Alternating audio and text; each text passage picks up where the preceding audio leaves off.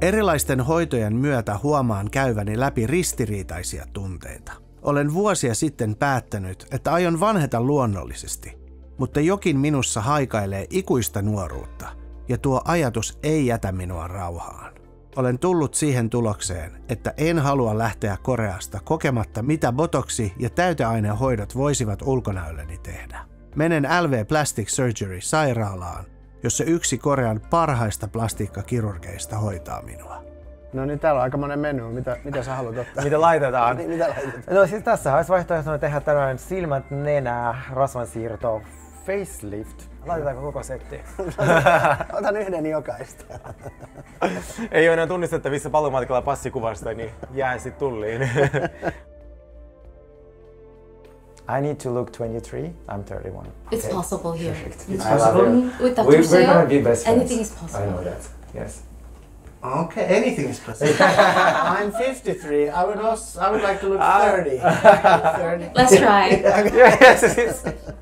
2 days ago, I met a model agency manager, and I asked him on a scale of 1 to 10, how good do I look? And he said 5. Oh, Yeah. heartbroken. Heartbroken. Yes. So If you can make me or level me up a few, that would be very nice. Okay. Mutta tää ymmärsi sen, kun mä sanoin, että se on 5. Se oli vaan se, että voi ei. Joo, tässä oli ensimmäinen empatia. Empatia. Joo. Hän on varmaan tottunut hoitamaan näitä ulkomaalaisia asiakkaita, niin varmaan joku sanoi sille, että nyt se pitää vähän esittää, että se harmittaa hänen puolestaan. Niin se voi ei. Oi ei. Eli mitä laitetaan? Niin, just niin, päässä miettii this, this. Ai, vitosen sain. And if you want to look younger, everyone does. Smile line here. Under eye hollowness, cheek hollowness, marionette line, horizontal wrinkle on your neck, temple and forehead area. Only with surgery it gives you instant and big change. Yeah. But other procedures, they are called procedures because they do not have much effect such as surgery. At least get Botox and those injections around your eyes and tightening lasers. That will be the best option for you. No pain, no gain, but we don't have to experience that pain. Yeah, exactly. Yeah. Siellä niitä ihan perkeleistä, ne mennään nukuttaa, mutta tähän kaikki asioita. Mä en vittu mitään hajua, mitä ne tekee. Mä oon aika selkeä. Jännittää ihan sikana. Oi. Sieltäkö todella paljon? Hyvä siitä tulee, katso sut näyttämään. 8,5. 9. Siis se, mikä lista sulla on tuolla, niin 9.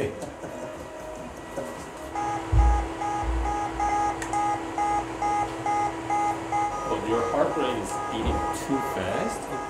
Alkuun minua ei saada nukutettua. Just try to relax. Lääkäri odottaa, että pulssini laskee. I hate needles. Pulssini nousee. You should be relaxed. Jännitän niin paljon, että pulssini on noin 150. Nyt lähti johonkin vittu ihan vittu. Oi vittu, nyt vei johonkin ihan vittu ihasvääreihin. Nyt vei vikkisvääreihin.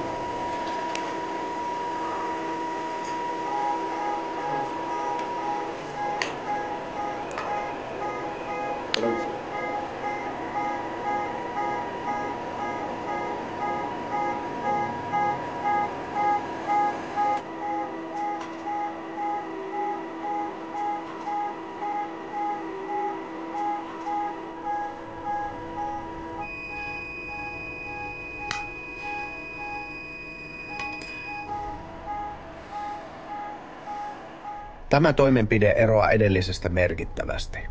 Kasvoihini laitetaan täyteaineita ja botoksia sadoilla eri neulanpistoilla. En voi muuta sanoa kuin että onneksi minut nukutettiin tätä varten.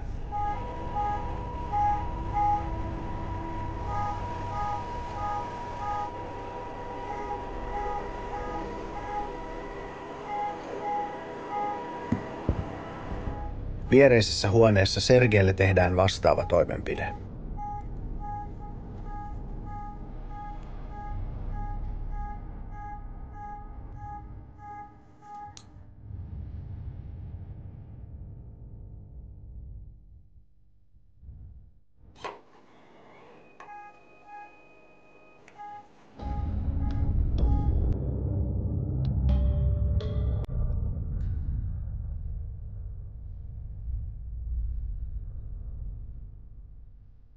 Alright, Jack. We go. Are you okay? I am Beyoncé.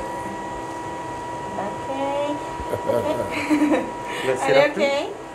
okay? Okay, Yeah. Okay. Okay. It's good. it's Okay. good. Yeah. All done. Dennis. It's done. Yeah. Yeah. Okay. Come in. Sit up, please. Are you okay? I'm sleepy. Slowly. Okay. 1, 2, 3, stand up. 1, 2, 3. Okay. Good. Okay. Okay, good job. 몇 시라고? 2번이요. 이번으로 가야 되지? 네. Good job. Okay. I have peanuts. Onkohan George Clooneylla pähkinä? Miltä se naama tuntuu? Kirvelee ihan vitusti, ihan siis niin paljon, mut ei se haittaa, koska mulla on korkea kipukynnys. Näytäks ihan vitu hyvältä?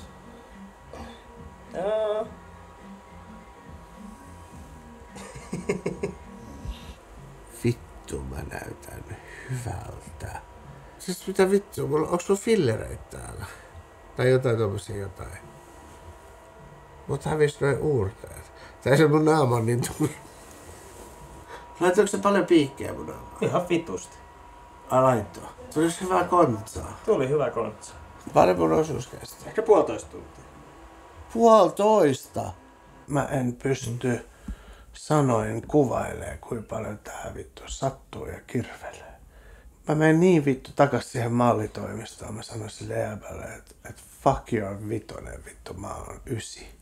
Tältäkö se tuntuu rikkaiden ja kuuluisien elämässä? So how are you feeling? I feel fabulous.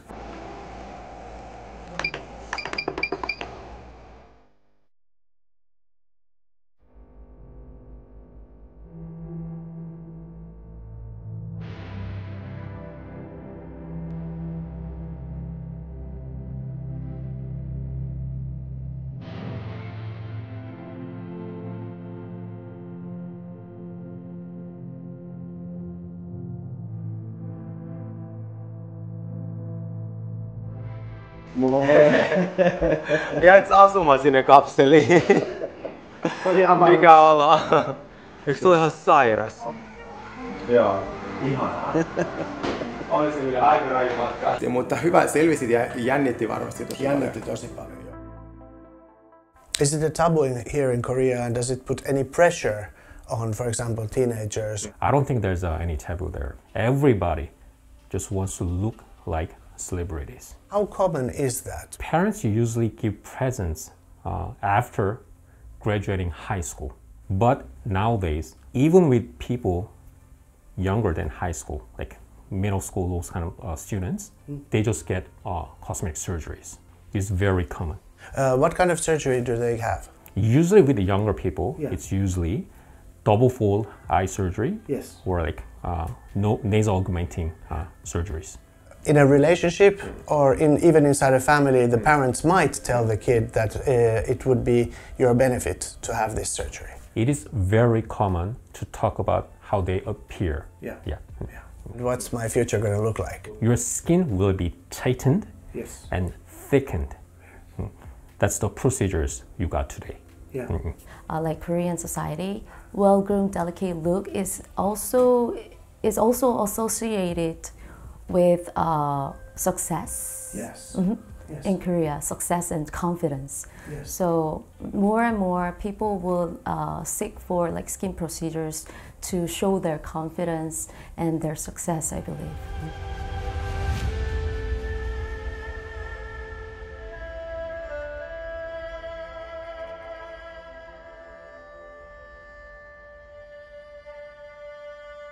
Miltä Sergei tuntuu? No pakko myöntää, nyt tuntuu oikein hyvältä, että oli kyllä lääkityskunnossa eilen, että ei ole yhtään sellainen reka jäänyt olla.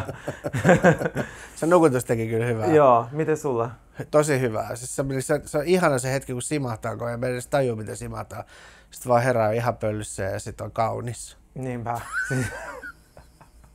Näin helppoa. Kyllä, ihan super. Vähän tuntuu ehkä arat vielä, mutta mä tiedän, että mä oon niinku enemmän kuin 5. Mitä sä veikkaat? 8, mä lupaan sulle. Vannatko? Mä lupaan sulle, että 8, siis on ihan hehkuu. Nyt me otetaan champagnea. Voidaanko me ottaa champagnea? Eiköhän me voidaan. No niin Sergei, korea tehty. Mikä fiilis? Mä oon tosi yllättynyt, koska mulla oli ennakkoluuloja. Sitten kun mietin nämä mun ennakkoluulot, ne on ollut vähän sellaisia, mietin onko ne vähän liiankin kliseisiä tästä niin kuin korealaisesta ulkonäkökulttuurista, ja onko ne vähän sellaisia, kun joku turisti tulee Suomeen, sille onko teillä jääkarhuja täällä?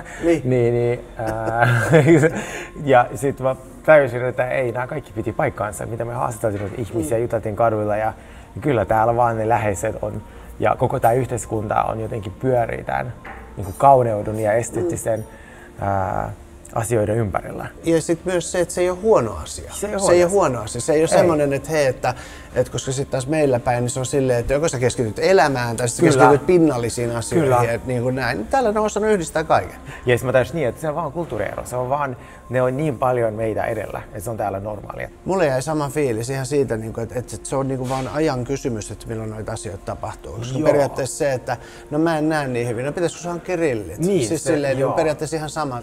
Mä koen, että me ollaan onnistuttu siinä ehkä näkemään tämän asian silleen kauneuskirurgia demonisoimatta, mutta myös glamorisoimatta. Kauneuskirurgia ei kuitenkaan ole mitään taikaa, vaan se on niin tekniikkaa ja se vaatii tosi paljon osaamista ja tietoa. Jos saisit yhden asian laittaa mun matkalaukkuun tämän korealaisen kosmetiikan lisäksi, niin se olisi tämä ihmisten suhtautuminen siihen miesten kauneuteen, että se ei mitenkään tekemisissä sen seksuaalisuuden kanssa. Kyllä. Se on täällä jotenkin ollut tosi fresh. On ollut jotenkin silleen, että mä oon sanonut aina ääneen, no minä en kyllä koskaan ota mitään, että minä en vaan ikääntyä. Ihan niin kuin normaalisti. Ja sekin on vaihtoehto. Joo, totta kai.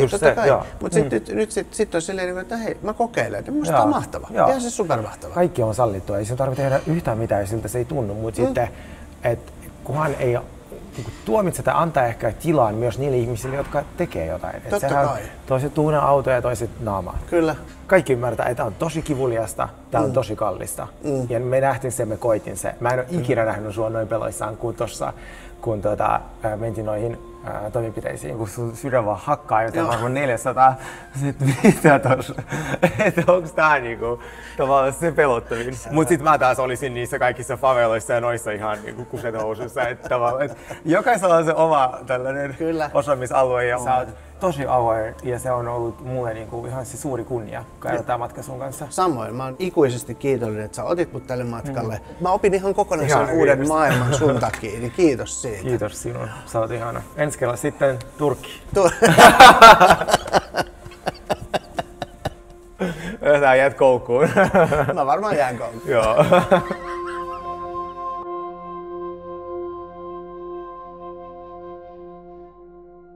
Vaikka kauneusihanteet on aina mukautuneet ja muuttuneet, tietyt piirteet, kuten symmetria ja fyysinen kunto, ovat säilyneet viehättävinä eri aikakausina ja kulttuureissa. Ihmisen estetiikan ymmärrys ylittää kulttuurilliset ja ajalliset rajat, mutta samalla monimutkainen vuorovaikutus synnynnäisen estetiikan tajun ja kulttuuristen ihanteiden välillä tekee miesten kauneusihanteiden historiasta kiehtovan ja moniulotteisen. Ja samalla se herättää kysymyksen, miltä näytämme tulevaisuudessa.